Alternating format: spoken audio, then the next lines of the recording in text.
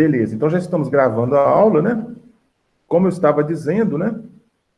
Primeiramente, eu dei um bom dia a todos, e agora estou falando, né? O Sidney falou aqui a questão das aulas, né? Que vão normal até o dia 25, e só não dá atividade avaliativa na semana que vem, mas a aula é normal, né? E é o seguinte, então, a atividade que eu passei para vocês, a última atividade, valendo 9, é aquela recomendação de adubação. Teve um aluno com dúvida, um ou dois, não, um aluno, me perguntou, falou, não, aluna, né? Foi uma aluna de uma das turmas. Falou assim que no resultado de análise que tem lá na página da disciplina, tem lá algumas espécies de frutas, né? E não de café. E eu pedi café, né? Na recomendação de adubação. Então, o que eu sugeri para ela, né? E vou sugerir para todo mundo, vocês vão pegar um resultado lá da análise e vão considerar que é para café. Vocês vão considerar que é para café. Vamos entrar na página da disciplina para eu poder falar com mais propriedade para vocês. Deixa eu compartilhar com vocês aqui a página da disciplina, né? Vamos compartilhar aqui. Não sei se vocês estão tendo problema, mas eu estou tendo um problema sério de coluna, porque a gente fica muito assentado, né? A gente fica muito tempo assentado. Então, eu estou tendo assim... Eu já tenho hérnia de disco, né? Na coluna. Aí começou uma dor forte, assim, na bacia, no osso da bacia aqui, irradiando para a perna direita. Eu estou complicado. Ontem eu estava fazendo uma atividade em pé, o computador em cima da mesa e eu em pé, mexendo, né? Porque quando eu fico em pé, dói menos, né? Quando eu assento, na hora de levantar, dói demais. Vocês talvez estejam tendo também algum problema de coluna aí, né? Por ficar muito tempo sentado, né? Assistindo aula, né? Bom, vamos... Pior que eu tenho que viajar ainda na quinta-feira à noite, eu tenho que ir para Belo Horizonte, de ônibus. Aí o negócio vai ficar feio do meu lado, né? Ficar 5 horas sentado vai ficar difícil, né? Mas Deus vai ajudar, vai dar certo. Bom, voltando à nossa história aqui. Vamos lá, página da disciplina, culturas perenes, está aqui, né? Eu estou aqui na A3B, tá? Estou na A3B, mas é a mesma coisa, né? Mesma coisa. Vamos lá. Então, nós temos aqui o seguinte, vamos ver as atividades avaliativas que nós passamos para vocês. Na semana 3, enxertia em fruteiras tropicais. Vamos ver quantas pessoas entregaram, da turma A3B, né? 24 pessoas entregaram. Beleza. Vamos ver a próxima atividade. Foram 3 atividades, né? Propagação vegetativa de mudas, dia 21 de maio. 21 de maio, nós tivemos aí 25 alunos da A3B entregar. E agora, a última recomendação de adubação, eu até coloquei aqui, considerar que as análises foram feitas para o cafeeiro, né? Então, clica aqui, ó. Vocês vão ver aqui que na A3B só um aluno enviou. Na A3A, ninguém enviou, né? Ninguém enviou ainda. E aqui o prazo é até amanhã à noite, né? Então, o que acontece? Se você clicar aqui em análise de solo, vamos clicar aqui em análise de solo, vamos ver aqui.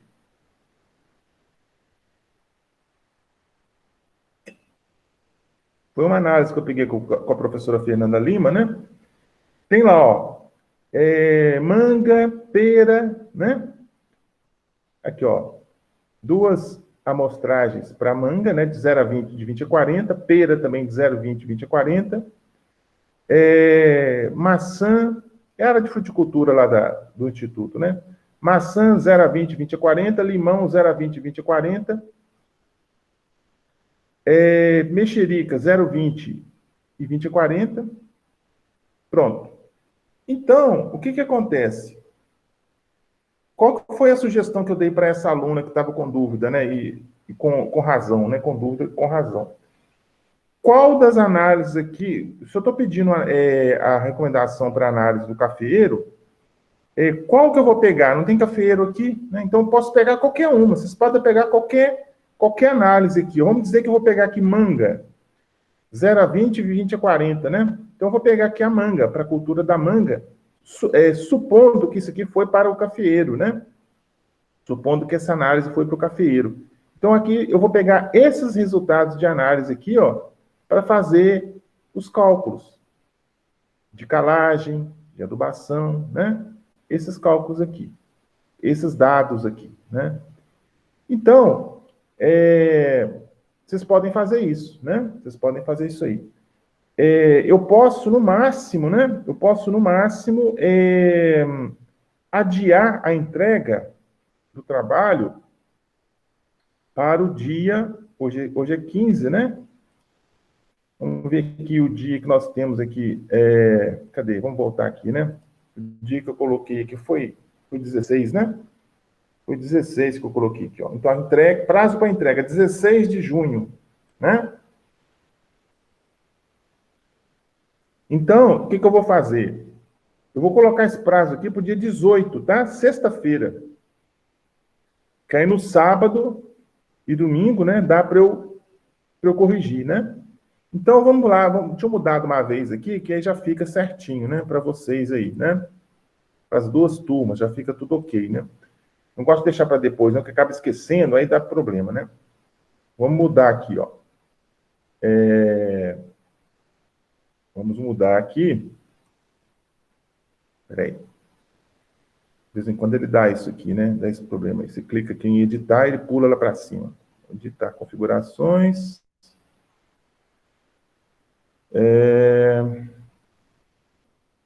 Prazo para entrega. Vamos mudar aqui, né? Vamos alterar aqui. Vou alterar aqui, ó. 18, né? Ó, vamos mudar aqui, ó. 16/6, vamos pôr 18/6, tá? Às 23h59. Então, eu mudo aqui 18, né? Ó. Prazo aqui 18. Às 23h59. E aqui eu coloco uma outra data. Beleza. Salvar. Então, vamos ver se mudou aqui, né? Ah, mudou, né? 18 de junho, né? 18 de junho, então vocês ainda têm até sexta-feira para fazer, tá ok? Aí eu vou aqui na A3B, A3A. Deixa eu ir na A3A aqui e mudar também de uma vez, né? Vamos mudar de uma vez na A3A, porque aí já fica tudo arrumadinho, né? Fica tudo arrumadinho. Cadê a A3A aqui? Vamos ver. A coluna já está reclamando aqui. Difícil. A3A, culturas perenes. Vamos ver aqui. Culturas perenes. Vamos mudar aqui. Vamos alterar aqui, né?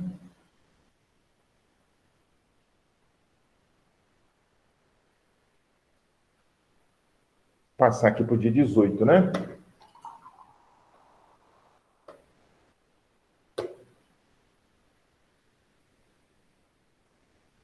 Vai um cafezinho aí, gente? Acabei de fazer agora ali.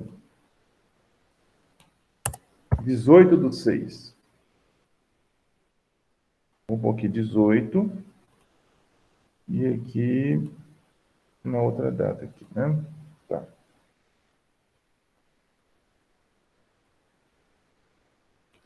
Beleza. Aí tá ajustado, né? Já ajustou das duas turmas, né? Vamos aqui sair da edição.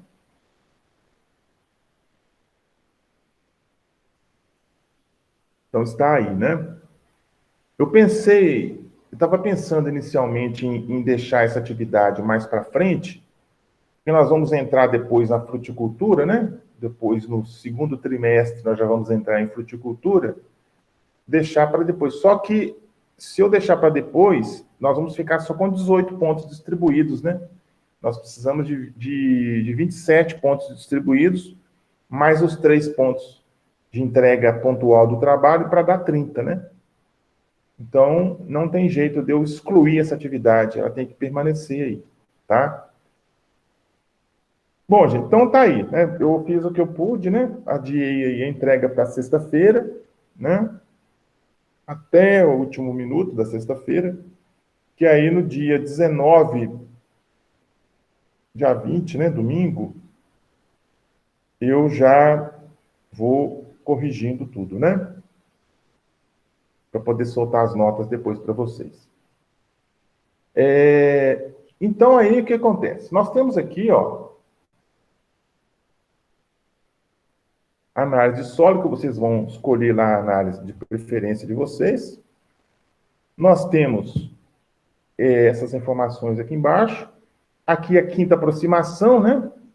Quinta aproximação está aqui para vocês consultarem na parte de cafeeiro, né? É só clicar aqui que a quinta aproximação está online para vocês, né? Bom, aí nós passamos pela nona semana, que foi semana passada. Ô, Claudiano. Oi. Desculpa estar te interrompendo, é que você está seguindo aí, mas sobre a recomendação de calagem, será que depois você teria como explicar a diferença da gessagem da calagem? Porque eu não estou me lembrando de nenhum professor nosso ter falado isso. Aí você tem uma pergunta lá no trabalho que fala sobre isso? Tá, nós vamos fazer o seguinte, para poder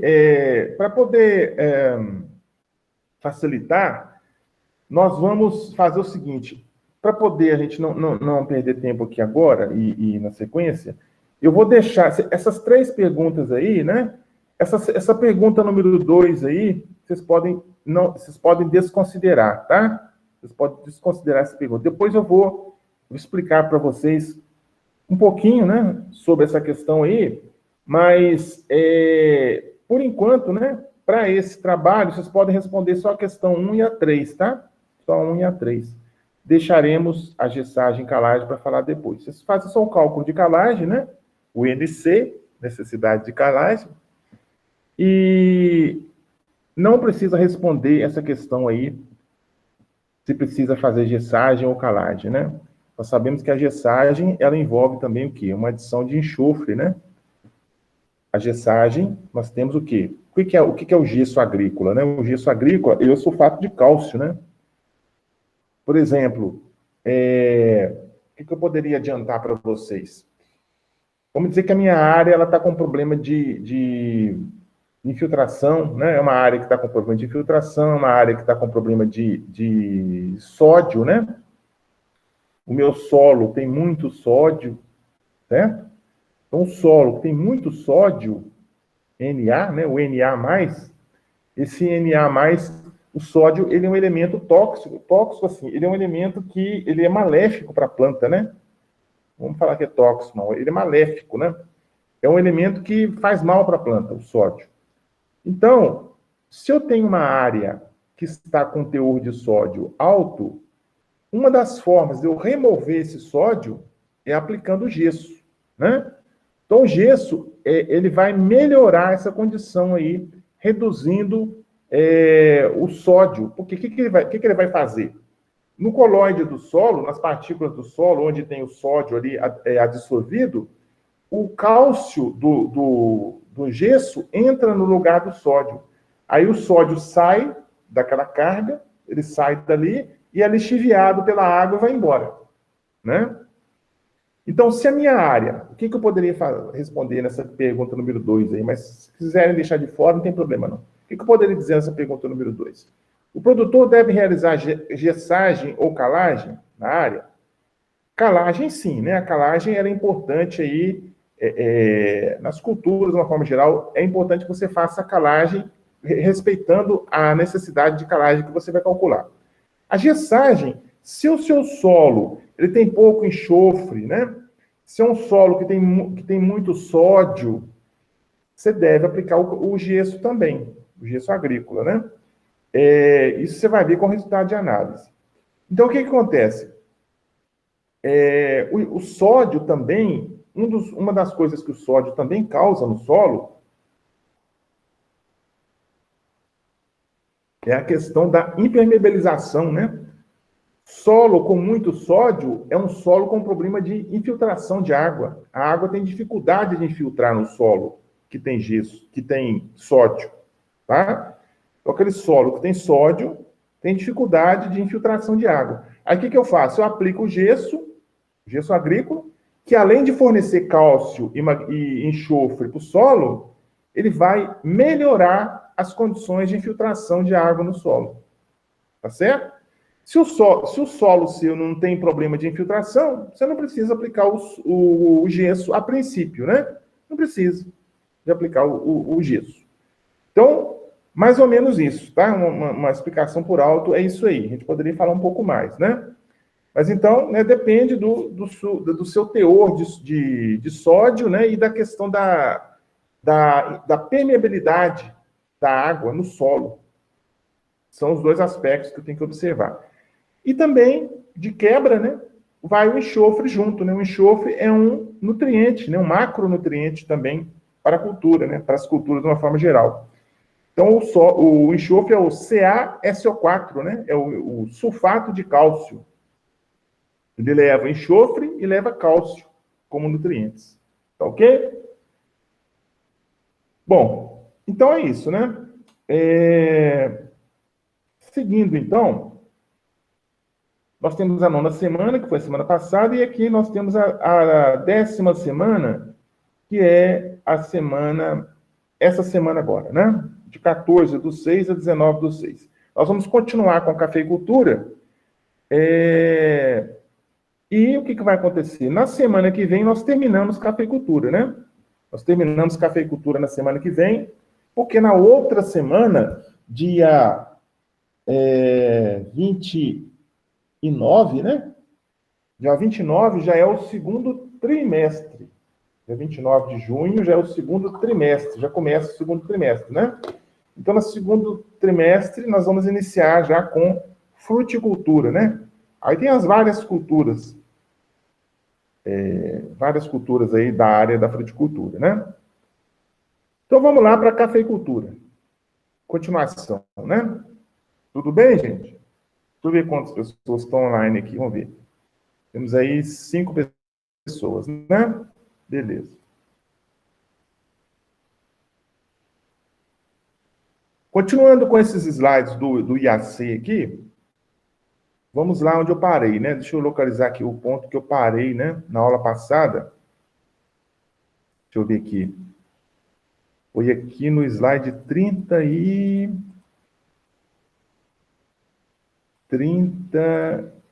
Peraí, onde foi? Foi aqui, no slide 37. Né? Nós estávamos falando sobre o espaçamento, né? O espaçamento... Peraí, tá gravando a aula? Deixa eu ver. Deixa eu ver se está gravando aqui. Não, está gravando. Beleza. Nós estávamos falando na última aula sobre o espaçamento do cafeeiro, né? E as suas produtividades, né? Também número de plantas por hectare. Nós falamos do cafeeiro comum, né? do espaçamento comum, o espaçamento adensado, super adensado, né? Nós falamos sobre aí número de plantas por hectare, que foi o último slide, esse aí, ó. Mostrando para vocês, por exemplo, né, que um espaçamento de 1 por 50, né, que é um super adensado, é 1 metro entre linhas e meio metro entre plantas, vai dar 20 mil plantas por hectare. Então, é muita planta, né? No hectare, eu vou ter 20 mil plantas. É super adensado, né? Tem as vantagens e desvantagens que nós já comentamos. Depois vocês podem olhar novamente isso aí, né? E, por exemplo, um espaçamento um pouquinho maior, um pouco maior, 4 por 1, né? 4 entre linhas e 1 entre plantas, 2.500 plantas por hectare somente. Olha que diferença grande, né? Então tem aqui, né, os 20 mil, ó, aqui no alto, e aqui embaixo os 2.500. 2.500 plantas por hectare.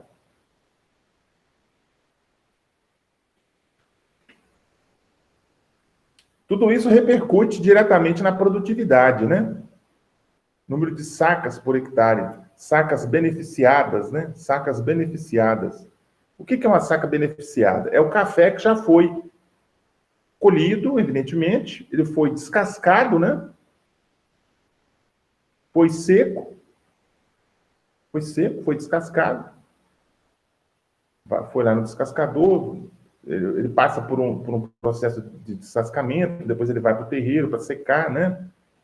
E aí você faz a ensacagem, né? Vai ensacar esse café aí, para você poder vender, né? O Brasil exporta muito café nessas condições aí. O café já beneficiado aí, evidentemente, né? Bom, então nós paramos aqui, tá?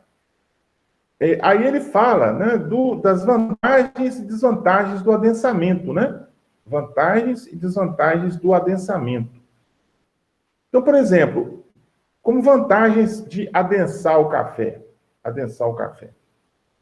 Eu vou ter um aumento da produção por área e maior longevidade da planta. A planta vai ter um ciclo de vida maior, né? Ela vai durar mais, vamos falar assim. E a produção por área, ou seja, a produtividade vai aumentar, né? A produtividade, ela aumenta.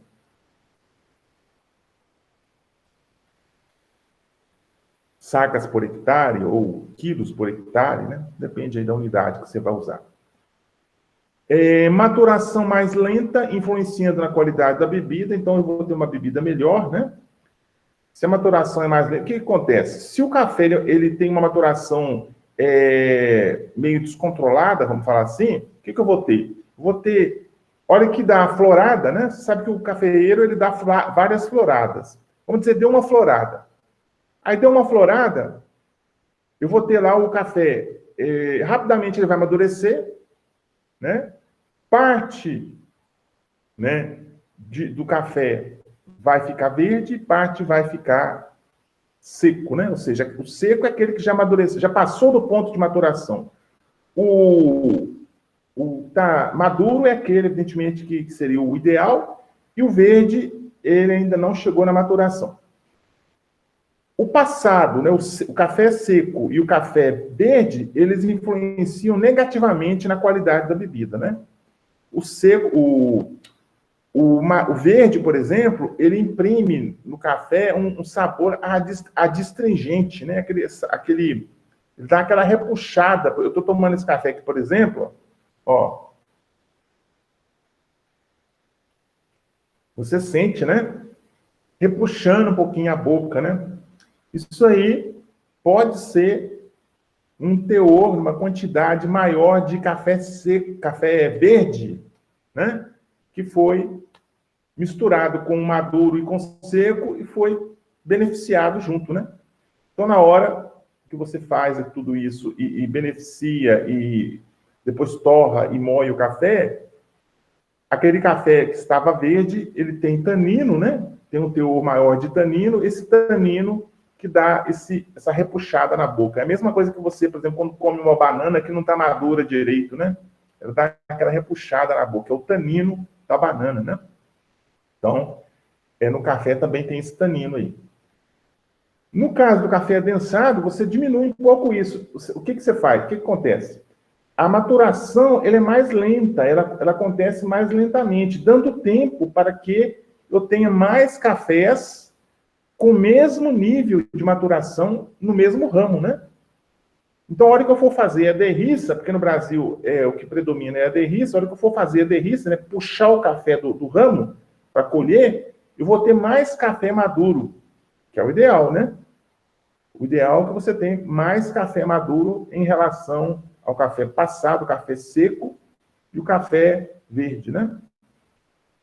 Influenciando na qualidade da bebida. Então, se alguém já teve a oportunidade de beber um café de bebida mole ou extremamente mole, né? Nós vamos falar depois sobre isso.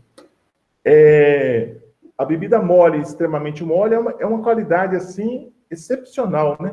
Quando você toma um café desse, você nunca mais quer tomar do outro. A qualidade é muito superior, né? Exatamente é o café que vai para o exterior, é o café que é exportado, é o melhor café que o Brasil tem que vai exportado aí, né? E fica para a gente o café de pior qualidade, né? Para o consumo interno. Mas você encontra, né? Em algumas casas especializadas, o café de bebida mole, né? No Brasil mesmo, você encontra. Cidades maiores, aí você tem aí essas cafeterias aí, essas lojas que são que vendem alimentos, né?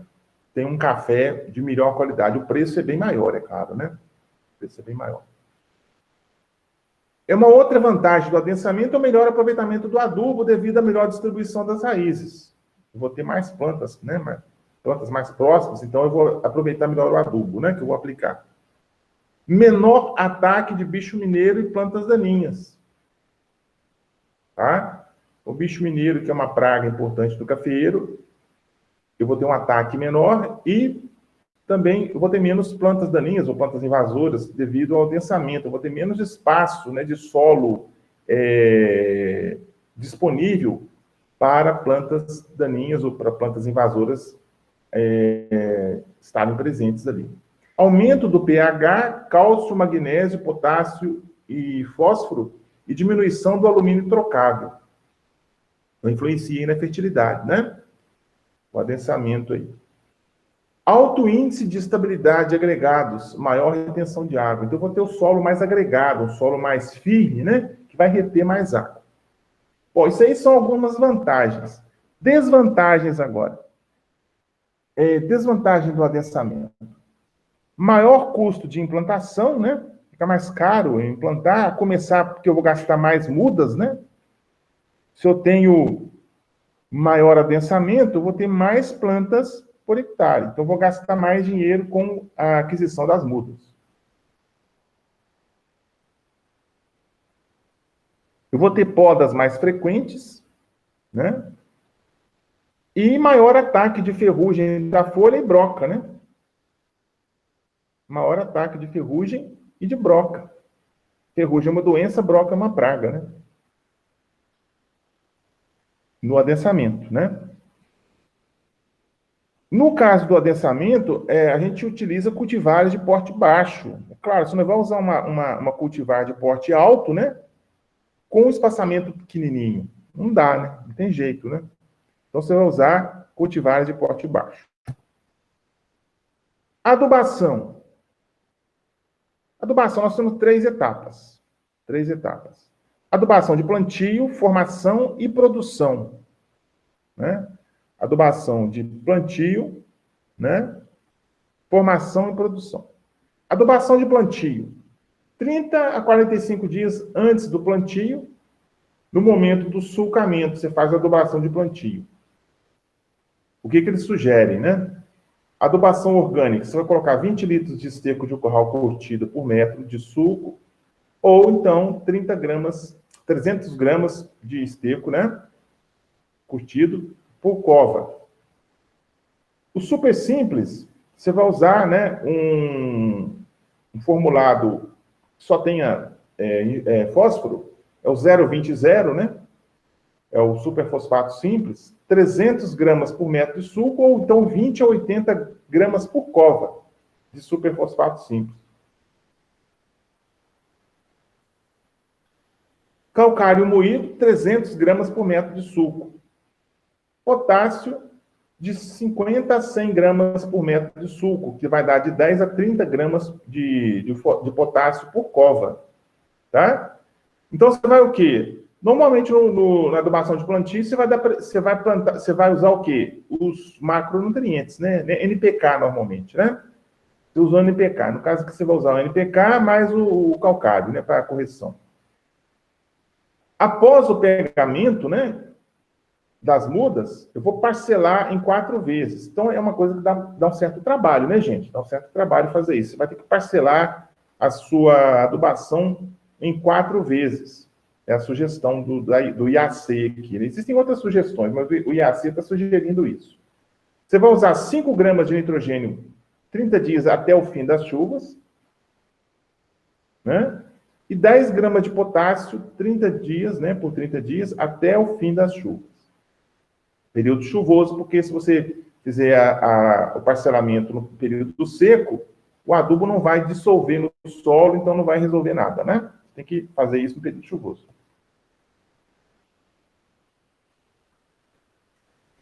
Aí tem a adubação de formação no primeiro ano, após o plantio. Aí então está falando aí, ó, nitrogênio 10 gramas por cova, potássio 10 a 50 gramas por metro de suco, 4 aplicações com 45 dias de intervalo. Aplicado em cobertura em volta da planta. Normalmente na saia da planta, que a gente fala, né? Na saia. Na projeção da copa, né? Na projeção da copa. Adubação de produção por volta de 2 anos após o plantio.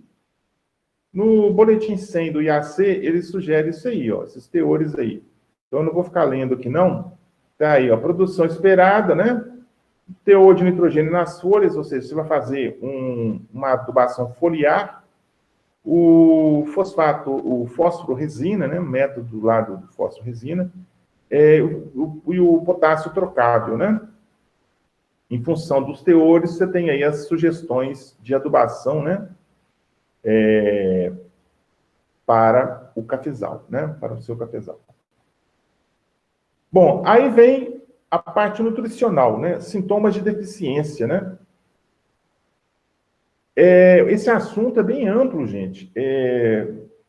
Se você pegar, por exemplo, somente o assunto aspectos nutricionais do cafeeiro, isso daria um curso. Só isso já daria um curso, né? Então, não tem como a gente aprofundar muito, né? Não tem como a gente aprofundar muito. Isso aí você faz depois um curso por fora, né? Existem várias instituições que têm aí cursos online gratuitos, né? Bradesco, eu fiz um curso do Bradesco, como que chama? Bradesco, esqueci o nome, depois eu posso até olhar para vocês. É um site do Bradesco lá que tem alguns cursos online gratuitos. Você pode fazer os cursos online gratuitos, né? Eu fiz na área de educação, porque eu estou fazendo um curso online, um curso de graduação online, eu precisei de fazer esse curso na área de educação. Mas tem outras áreas também, né? Então, tem várias instituições que têm cursos de curta duração online para vocês poderem fazer. Então, você faz pela internet, faz no seu ritmo, né? Você pode ir fazendo aí. Por exemplo, você faz um curso de nutrição do cafezal, nutrição do cafeeiro. É uma opção, né? Você pode ampliar os seus conhecimentos, aprofundar os seus conhecimentos nessa área aí. Bom, então, os sintomas de deficiência. Nitrogênio, né? O nitrogênio, ele normalmente, nas plantas, o nitrogênio, a deficiência do nitrogênio, ela se mostra como um amarelecimento, né? Um amarelecimento das folhas mais velhas. As folhas mais velhas, as folhas que estão mais baixas, elas ficam amarelas, né? Porque o nitrogênio, ele é altamente móvel na planta. Então, se está faltando nitrogênio na planta, o que acontece? A planta vai drenar o nitrogênio que está nas folhas mais baixas, mais velhas, e levar para as folhas mais novas. Aí as folhas mais baixas ficam amarelas, né? Isso acontece de uma forma geral em todas as culturas aí. Então, lá, amarelecimento uniforme das folhas velhas, queda de folhas e frutos, morte descendente de ramos. Os ramos mais baixos vão morrendo, né? Sintomas ocorrem primeiramente em folhas mais velhas, com clorose, né? Amarelecimento generalizado e redução no crescimento da planta. Função. Qual a função do nitrogênio? Crescimento foliar e vegetativo, principalmente, né? Encontra-se principalmente nos cloroplastos, que vocês viram em biologia, nos cloroplastos lá. Onde tem a clorofila, né? E formação dos botões florais. Então, ele influencia aí, é um elemento extremamente importante para a cultura, né? O nitrogênio, né? Fósforo. Sintomas. Deficiência, né? Sintomas de deficiência. Folhas velhas com manchas amareladas, que posteriormente passam a amarelo-violáceas e, finalmente, violáceas. Queda de folhas, sistema radicular mal desenvolvido. Então, normalmente, o fósforo influencia no crescimento radicular, né? Uma planta com deficiência de fósforo, o sistema radicular dela desenvolve pouco, as raízes desenvolvem muito pouco. Tá certo? Você vai ter problema aí de desenvolvimento do sistema radicular, repercutindo em deficiência, dificuldade de absorção de nutrientes, de água, etc. Então, os sintomas aparecem também nas folhas mais velhas, tá? Menor exigência na planta quando comparado ao nitrogênio e potássio. Maior exigência de fósforo nas fases de mudas e jovem, né? Primeiros anos após o plantio no campo. Então, a função, principalmente, é o crescimento radicular e problemas, né? Se eu tenho muito fósforo, o zinco diminui, né? Acontece muito isso em algumas culturas, em várias culturas, que os elementos, eles são antagônicos, né? A presença de um elemento, de um nutriente, ela inibe a presença de outro. Então, por exemplo, o fósforo, né? Se eu coloco o fósforo no solo, se a planta está bem nutrida de fósforo, eu posso ter um problema com deficiência de zinco. O zinco para o cafeeiro é importante, né? Aí eu tenho que fazer o quê? Uma adubação foliar com zinco, né? Tem que vir com uma adubação foliar, né? É muito comum, muito usada a adubação foliar no cafeeiro, tá? Aí você faz uma adubação foliar com zinco. Zinco, cobre, né? E outros elementos, micronutrientes aí para a planta. Potássio. Sintomas de deficiência de potássio. Folhas velhas apresentando necrose marginal, ou seja, nas bordas, né? Frutos pequenos e xoxos e menor resistência à seca. É o que acontece com o cafeeiro quando tem o quê? Deficiência de potássio. Sintomas. Clorose e necrose nas margens e ápice das folhas mais velhas também, né? Inicialmente amarelas, posteriormente amarronzadas e também elas vão secar. Sua deficiência torna as plantas mais vulneráveis ao ataque de doenças e injúrias ao frio. Por quê? O potássio ele aumenta a espessura da parede celular, né? Então, a parede celular fica mais espessa, aí ele vai ter uma resistência maior ao frio, né? Isso é importante, por exemplo, em regiões que produzem café e que tem geada, né? Sul de Minas, por exemplo, é uma região que tem geada aí, uma região de geada, né, vulnerável, suscetível a geadas. Então, você pode ter problema de um ataque maior, uma perda maior, né, devido à ação das geadas. Se ele está bem nutrido com potássio, a parede celular vai ficar mais espessa, aí vai proteger mais a folha da geada, né? E outra coisa importante também é que o potássio, né, ele é um elemento, né, um nutriente, um macronutriente que ele atua nos mecanismos de abertura e fechamento dos estômatos. Está relacionado com a transpiração da planta, né? Então, a presença dele vai influenciar nesse mecanismo de abertura e fechamento dos estômagos. No caso do potássio, maior presença de potássio, menor de magnésio. Então, eu tenho essa ambiguidade aí, né? Ambiguidade não, eu tenho esse antagonismo, né? A presença de um dificulta a presença do outro. Aí você vai contornando o problema, fazendo adubações. Por isso, né, você pode fazer adubações parceladas, adubações foliares, tudo isso visando contornar esses problemas também, né? O magnésio, né? Deficiência. Folhas velhas com clorose internerval, queda de folhas. Pode ocorrer enrolamento das folhas, né? Semelhante ao ocasionado por estresse hídrico. Enrolamento das folhas. Problema. Mais magnésio, menos potássio. Foi o que nós acabamos de falar, né? Pode ocorrer confusão com sintomas de deficiência de magnésio, né? Clorose ocorre com reticulado grosso. E ferro, né? Clorose ocorre com reticulado fino e em folhas novas.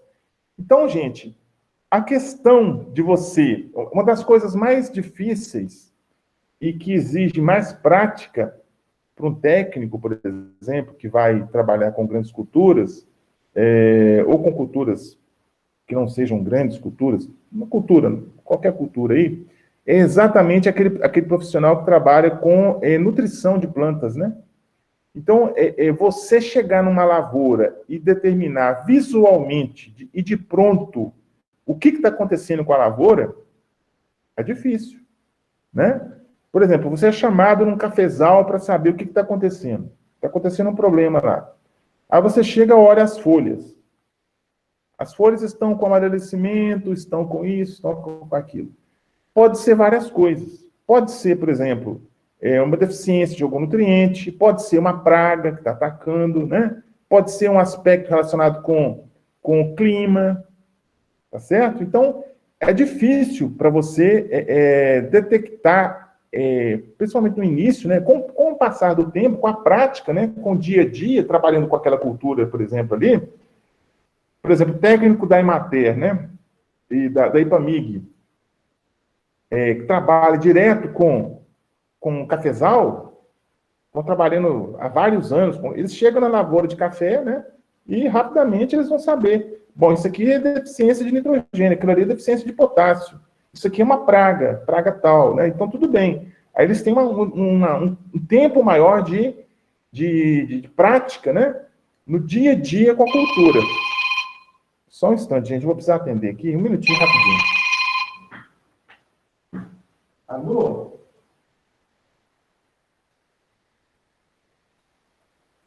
Não, eu não liguei lá, não. Eu deixei para ligar na hora do almoço. Até porque aqui de uma hora que né? Mas aí, na hora do almoço, eu ligo lá, uma hora.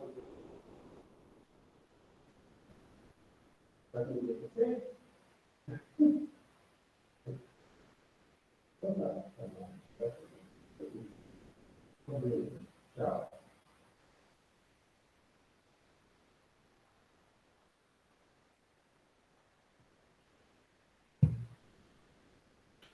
Desculpa aí, gente. Minha esposa ligando aqui, né? Eu normalmente deixo, porque às vezes é alguma coisa importante. E é bom também que eu levantei. Eu vou levantar um pouquinho aqui, gente, porque minhas costas estão doendo demais. Vou levantar um pouquinho. Eu vou ficar, talvez, fora de foco. Deixa eu ver se eu vou ficar fora de foco, né? Deixa eu ver se eu vou ficar... Se bem que não precisa ver meu rosto, não, né? Precisa ver só os slides. Vamos ver aqui. Deixa eu ver o negócio aqui. Eu vou ficar aqui meio fora do esquema aqui. Mas... Vou colocar mais um cafezinho aqui. Vou levantar um pouquinho para poder não prejudicar tanto a coluna, né? Vamos levantar aqui. Vamos lá, então. Vamos conseguir. Vamos lá. Então, fazer de conta que está na sala de aula, né? O magnésio, né? Como eu estava falando, então você precisa ter prática, né? Não é do dia para a noite, você vai ter prática aí, com qualquer cultura, né? Não é só café, não. Qualquer cultura aí, com o passar do tempo, você vai adquirindo prática.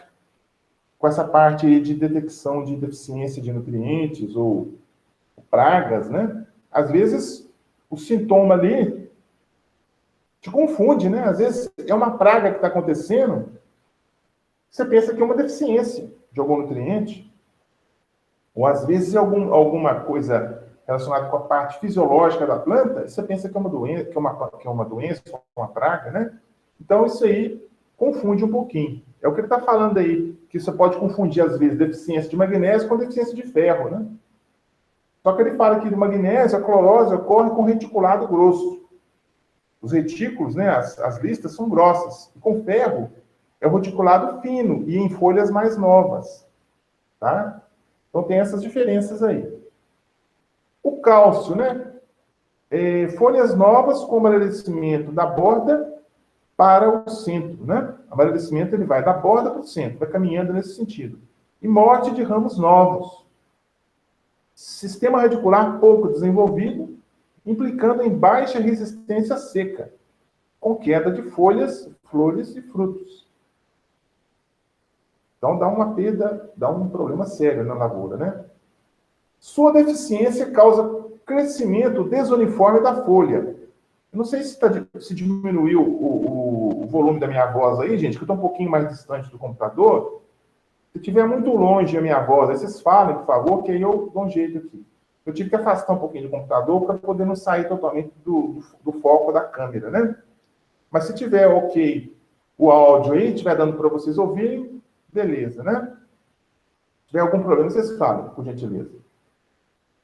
Bom, então, a deficiência do cálcio causa crescimento desuniforme da folha, resultando em formas tortas, né? Morte da gema terminal do ramo. Então, a gema terminal, da ponta, né? Não é gema apical porque não é do ápice da planta, mas a gema terminal do ramo, a gema que está lá na ponta do ramo, ela morre, né? É um sintoma, né, de deficiência de cálcio.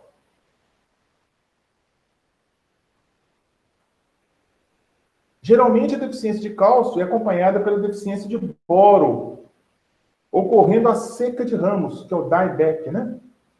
Então, o boro também é um micronutriente importante para o cafezal, para o cafeeiro, né? Eu tenho o zinco, o cobre e o boro, molibdênio, né? São micronutrientes importantes para o café, né? O cafeeiro. O cálcio e o boro exercem uma função estrutural das membranas e parede celular. Enxofre. Folhas novas, pequenas e com amarelecimento homogêneo. Tá? Sintomas parecidos com o nitrogênio. Só que o nitrogênio, o amarelecimento é nas folhas velhas. O enxofre, o amarelecimento já é nas folhas novas. E pequenas, né? Enrolamento das margens foliares e folhas cloróticas, folhas amarelecidas, folhas cloróticas. Boro. Folhas novas mal formadas, morte da gema apical, né? A gema apical, ou seja, a gema que está lá no ápice da planta, morre, né? Superbrotamento de ramos em forma de leque. Deficiência de boro. E olha que o boro é um micronutriente, ou seja, ele é demandado em quantidades menores, né? Sintomas. Encurtamento dos internódios, né? Os entrenós ou internódios ficam menores. Deformação das folhas novas. Morte da gema apical, né? Morte da gema apical. E aparecimento de brotações laterais. Presença ou não de clorose nas folhas. Presença de nervuras salientes nas folhas. Zinco. Nós estamos falando aí, gente, de uma forma resumida, né, dos principais macro e micronutrientes do cafeeiro, né? Como eu disse, esse assunto daria um curso, né? Só esse assunto, que é a parte de, por exemplo, um curso sobre nutrição do cafeeiro. Daria um curso, né? Poderia fazer um curso aí de 6 meses, né? De um semestre, só sobre nutrição do cafeeiro. Mas aí não é o caso, né? Não é o caso nosso. Bom, 5. Folhas novas em forma de lança, pequenas e cloróticas, ou seja, amarelecidas, né? Internódios curtos. Frutos menores e redução da produção. Geralmente, altas concentrações de fósforo diminuem a absorção do zinco. O fósforo insolubiliza o zinco. É o antagonismo, o antagonismo entre as diferentes nutrientes. Se eu tenho fósforo, que é muito importante, a presença do fósforo diminui a solubilidade do zinco. Então, a planta mostra deficiência de zinco. Aí, o que você vai ter que fazer? Entrar com adubação foliar de zinco, né? Normalmente, você faz aí uma adubação foliar com zinco, com cobre, com boro, né? Para o cafezal. Já está inserido no programa de adubação a adubação foliar, né? Do cafeeiro, né? Você precisa fazer, com certeza, adubação foliar no cafeeiro. Você faz uma análise foliar e, a partir dela, você vai fazer ali a sua adubação. Já existem as recomendações para o cafeeiro, né? Sintomas da deficiência do zinco aí. Encurtamento dos entrenós ou internódios. Folhas ficam juntas umas das outras. Formam uma roseta, né? As folhas ficam juntas. Sintomas de deficiência. Então, tá aí, ó. Depois vocês vão olhar novamente esses slides, né? Manganês, né? Manganês. Pequenos pontos esbranquiçados nas folhas novas que passam a apresentar uma coloração amarela uniforme e intensa, né? O ferro, folhas novas apresentando clorose típica de reticulado fino. Nervuras permanecem verdes, porém o limbo fica amarelo. O limbo foliar fica amarelo. Cobre, folhas novas com nervuras secundárias salientes, chamadas costelas. Como que é? Curvadas para baixo, clorose ao longo da nervura central. Tá, então aí foi falado, né, rapidamente, né, muito rapidamente, sobre alguns aspectos relacionados com a nutrição do cafeeiro e sintomas de deficiência dos principais macro e micronutrientes do cafeeiro.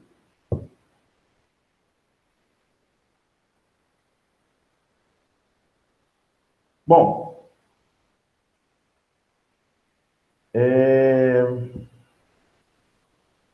podas. O cafeeiro, normalmente, ele precisa de podas, né? Você pode precisar de algumas podas no cafeeiro. Por quê? Você pode ter uma poda, né? Ou podas para renovação da lavoura, é uma medida de revigoramento, não aumenta a produtividade, só para renovação, né?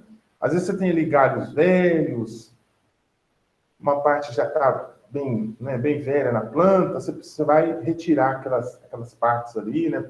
Folhas, por exemplo, com alguma doença, alguma praga, aí você faz uma poda, né? Eu posso fazer poda também para recuperação após adversidades climáticas. Existe aí a poda, né? Por exemplo, quando o cafezal ele sofre um ataque severo de uma geada, por exemplo, se a geada foi muito severa, muito forte, né? Você pode, às vezes, ter que fazer uma poda por recepa, ou seja, uma poda lá embaixo na planta, né? Que seria o cúmulo da poda, né? A poda radical, né? Você vai cortar toda a parte aérea da planta, né? E deixar só ali uma ponta, né? Para que haja a rebrota, né? Porque o cafezal foi atacado por uma geada muito forte e ele não vai recuperar. Então, você pode fazer essa poda de recepa. Se for uma coisa mais drástica, né, gente? Se não for tão drástico, você não precisa fazer a recepa. Você faz uma poda menos drástica. A poda também pode facilitar o manejo da lavoura. Por exemplo, no plantio adensado, né? Quando está muito adensado, as plantas já estão bem juntas umas das outras, você pode fazer uma poda para dar uma diminuída um pouquinho nessa aglomeração, né, de folhas, de galhos, etc. É uma poda para reduzir um pouquinho o adensamento, né? A época pode ser agosto, setembro e após um ano de alta produção, né? Por que isso? Agosto, setembro, você está na antessala de começar o período chuvoso, né? Então, você faz a poda e aí passa algum tempo, um mês, 2 meses, começam as chuvas e há rebrota. E após uma alta produção, porque como o café é bienal, né? Bianual, um ano produz bem, no outro produz mal, um ano produz bem, no outro produz mal. Então, eu tenho um ano que produz bem, produziu bem esse ano, aí eu faço a poda, porque no ano seguinte já sei que vai ter uma produção mais baixa, né? Então, aproveito e já faço a poda. Tipos de poda. Recepa, que é a mais drástica, né? Decote e o esqueletamento. Né? São tipos de poda. Então, a recepa, né? Aí, a recepa, você faz mais ou menos a 30 centímetros do solo, 30, 40 centímetros do solo, É uma poda drástica com eliminação de 100% da parte aérea. Então, tem até uma foto aí. Essa foto aí embaixo aí, ó, está mostrando, né, um cafezal que foi recepado. Cortou toda a parte aérea das plantas, né? Você não vê mais nada. Parece que não tem nada ali, né? Mas ele vai rebrotar, né? Ele vai rebrotar.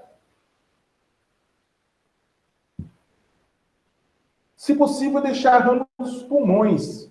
Acelera a recuperação da planta. Deixa alguns ramos mais estratégicos, né, para que a planta recupere rapidamente a parte aérea. Nós temos dois tipos de recepa, né? Recepa baixa, que vai de 30, mais ou menos de 30 a 40 centímetros do solo, e a recepa alta, de 50 a 80 centímetros do solo. Vai ocorrer uma perda aproximadamente de 80% do sistema radicular, né? Com essa recepa aí, né? Por quê? Não está ocorrendo dreno, né? As folhas são dreno, não é isso? As raízes são fonte e as folhas são dreno. Se não tem o dreno, que é a folha, a fonte ela vai ficar inócua, ela vai ficar ali sem função. Então, reduz ao volume do sistema radicular. Com o passar do tempo, a planta vai recuperando a parte aérea e as raízes voltam, né? A planta volta a lançar mais raízes ao solo. Exige mais tempo de recuperação, 2 anos sem produção. Então, você vai ficar 2 anos sem produção, né?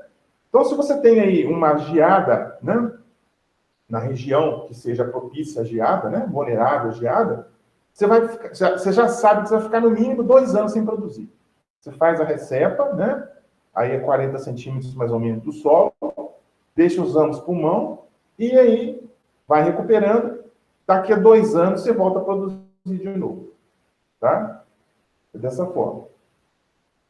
Então, lá, recomendada para casos extremos, geada drástica, raios, né? Perda da saia da planta. Normalmente isso é feito é mais comum, né, encontrar em áreas que ocorre geada drástica, né? A minha região lá, região da minha cidade lá, é uma região que produz muito café, né? Sul de Minas, né? Então, lá é uma região que acontece muita geada. Nessa época agora, né, que nós estamos aí, junho, julho, acontece muita geada, né? Então, se essa geada atacar o cafezal, você tiver aí um ataque drástico, né, severo no cafezal, você pode ter que fazer exatamente a poda drástica, que é a recepa, né? Recepa baixa, né? Se for o caso, ou então a recepa alta, se não for tão drástico aí. Tá? Então a recepa é o ponto mais... uma poda mais drástica, né? Que vai eliminar 100% da parte aérea. O decote, né? O decote é o corte do ponteiro da planta à altura variável, né? Eu vou cortar o ponteiro, né? O meristema apical, o broto apical, eu vou lá e corto ele, né? É menos agressiva que a recepa. E melhor revigoramento e aumenta o diâmetro da saia. Então, eu vou ter um aumento do diâmetro da saia, essa saia, né? Eu vou ter uma saia maior, né? Vão ser lançados mais ramos laterais, né? Nesses ramos laterais, eu vou ter os ramos ortotrópicos e pagiotrópicos, ou seja, aqueles ramos que vão produzir frutos, aqueles ramos que não vão produzir frutos, e os ramos que vão produzir frutos aumenta muito, né? Aqueles ramos que são produtivos, então aumenta essa quantidade aí de ramos, né? Consequentemente, eu vou ter um aumento do diâmetro da saia da planta. É uma forma também de poda. O esqueletamento, né? É uma poda realizada com corte dos ramos plagiotrópicos, os ramos laterais do cafeeiro, próximo ao tronco. Né? Indispensável possuir bastante ramos laterais vivos. Então, você tem que ter muito ramo lateral vivo, né? Se tiver pouco ramo lateral vivo, não faz isso não, que você vai ter problema. É considerada uma poda drástica também, porque ela vai ter o quê? Eu vou ter uma redução do sistema radicular também com esse esqueletamento aí. Entretanto, né, eu vou ter uma recuperação mais rápida que a recepa, né? Eu vou perder somente 1 ano de produção. Então, enquanto a recepa eu perco 2 anos de produção, eu vou ficar 2 anos sem produzir café, no esqueletamento eu vou ficar 1 ano sem produzir café. Né? 1 ano. E eu vou ter que aplicar, aí está falando até aqui, imprescindível aplicação de nitrogênio já no primeiro ano, 300 quilos de nitrogênio por hectare. Eu tenho que aplicar o nitrogênio, porque a planta precisa recuperar, né? Ela precisa recuperar a parte aérea. Então, eu vou aplicar o nitrogênio numa quantidade até importante, bem considerável, 300 quilos de nitrogênio por hectare, né? Arborização, né, gente? Arborização, isso existe muito, né? A arborização aí, em situações, por exemplo, nos sistemas agroflorestais, para quem nunca viu esse termo, né? As SAFs, né? Os SAFs, SAF, sistemas agroflorestais, eles usam associar diferentes culturas, né? Eucalipto com café, com banana. No caso aqui, cafezal com... O que mais? O que está pondo aqui? Está pondo seringueira, banana, coqueiro. Então, associa uma cultura com outra, né? Então, aí, o que vai acontecer com essa arborização? Eu vou ter uma atenuação dos efeitos das altas temperaturas de ventos. Ele vai servir até como quebra-vento, né? Reduz em 2 graus Celsius a temperatura média diária. Aí eu posso usar que tipo de espécies? Grevilha, banana, coqueiro, seringueira, abacate, etc. Né? Posso usar várias espécies aí que vão ter esse efeito benéfico, né? Para a cultura do café, do cafeeiro, né? É chamada arborização. Eu vou associar o cafezal, o cafeeiro, com outras culturas, de preferência cultura, né?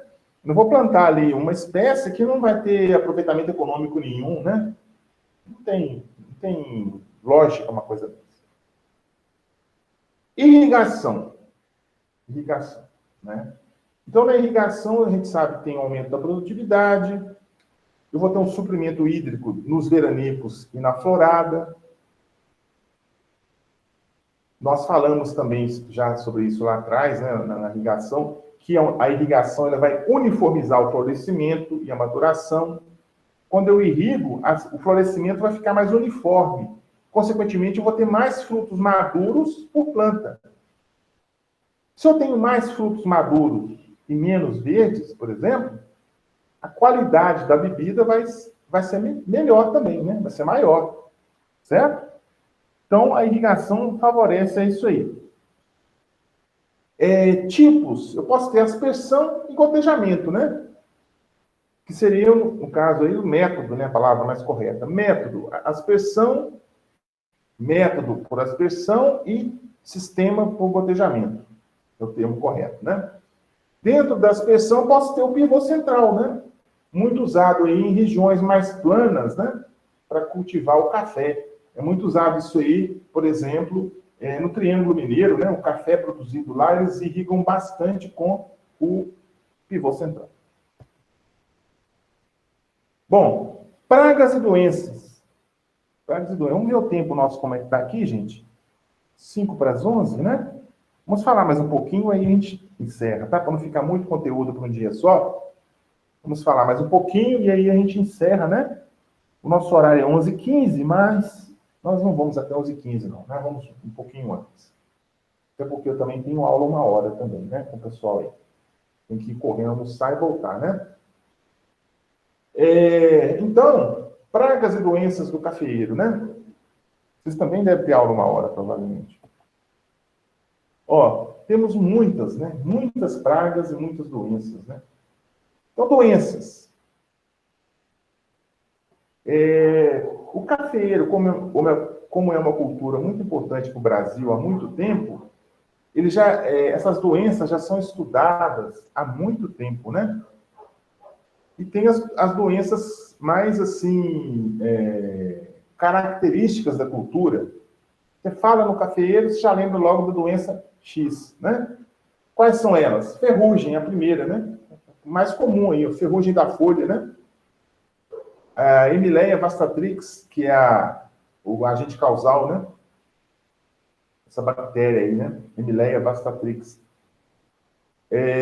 Cercosporiose, né? Cercóspora, é outra doença importante do cafeeiro. Antracnose também é importante, né? Mancha aureolada, mancha de foma, mancha anular, atrofia dos ramos, são as principais doenças da parte aérea, né? Das folhas, principalmente. Doenças do tronco e sistema radicular. Isoctoniose, roseliniose, né? Tem nome diferente. Roseliniose. Então tá aí, ó, ferrugem, né? Ele vem falando aí das condições, né?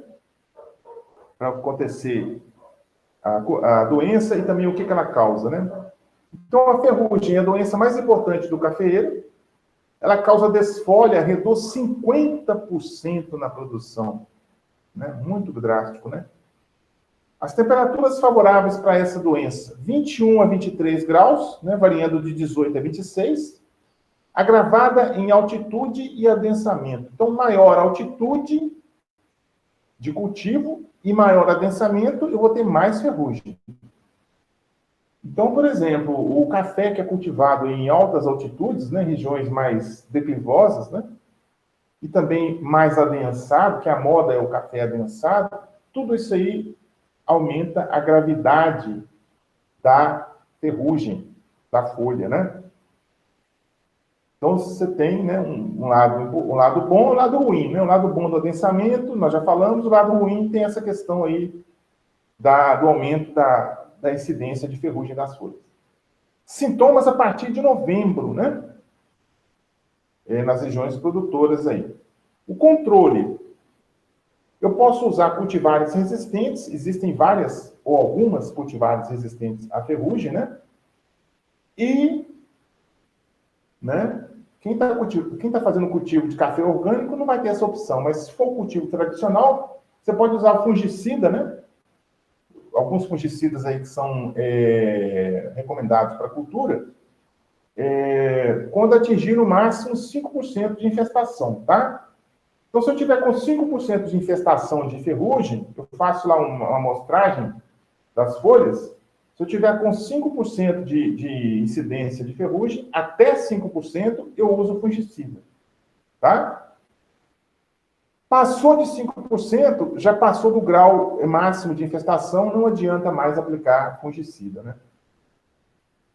Isso, às vezes, até parece uma coisa meio contraditória, mas é verdade. Você tem que obedecer isso aí, né? Você vai fazendo acompanhamento, né? Se chegou no máximo a 5% de infestação, você aplica fungicida, tá? Os fungicidas indicados são os cúpricos, os fungicidas à base de cobre, e os sistêmicos, né?